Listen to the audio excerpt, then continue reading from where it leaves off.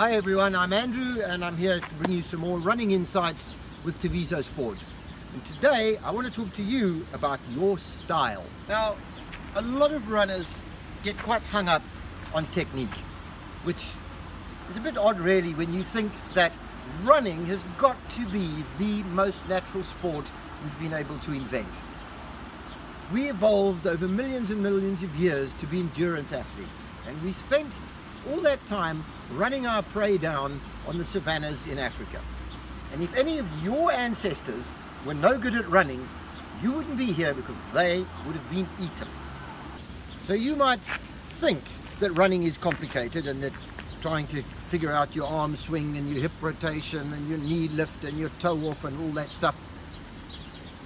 You think you don't know how to run. I'm telling you, you've just forgotten.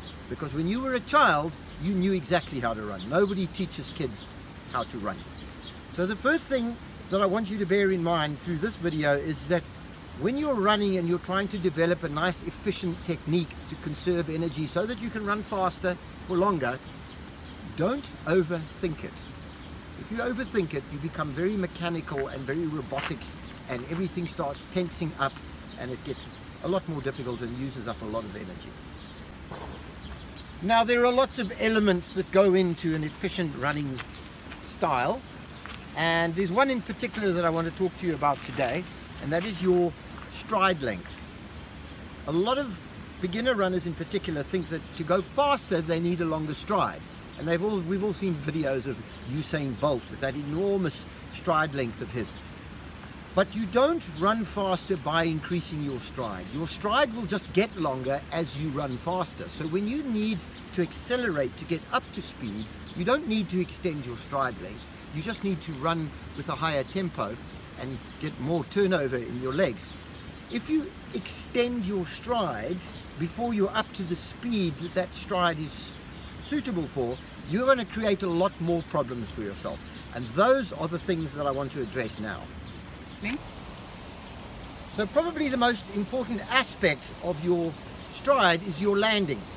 And when you land, you're landing on a foot which is essentially a bag of bones. There are 26 bones in your foot. There are 33 joints in your foot. 20 of them are actually articulated. So when your foot hits the ground, it bends and flexes and expands like that and works like a shock absorber. Not only do you have all those little joints between the bones, but you also have an arch, and your arch flattens out for a second and takes a lot of that impact. If you take a stride that is too long and reach your leg out in front of you, you will come down on your heel. So you don't want your foot coming down in front of you, because when it hits the ground, and if your knee is not yet over your foot, that force back up the leg is going to work like a braking force. So you're going to take all that pressure in your ankle, in your shin, in your knee, and in your hip joint. And that leads to a lot of injury.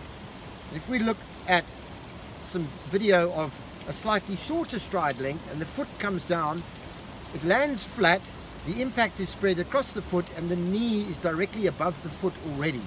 So there's no braking force going into the leg.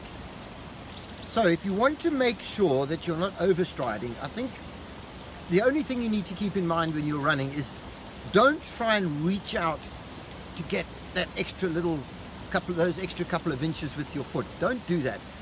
Run naturally, let your foot land underneath you. Don't heel strike, but don't run too much on your toes. Don't try and run on your tippy toes. I've seen people do that too. That doesn't work either. That works if you're doing a 100-meter sprint because you need that spring, but you can't sustain that for a marathon, for example. So if you land, if you come down sort of the heel and flat foot, just roll onto your foot like in the videos here, the only way you can do that is if your foot lands underneath your knee, and then your stride will be correct. That's it. Don't overstride, don't overreach. Big stride does not make you fast. Running fast will naturally increase your stride. You do know how to run. Enjoy.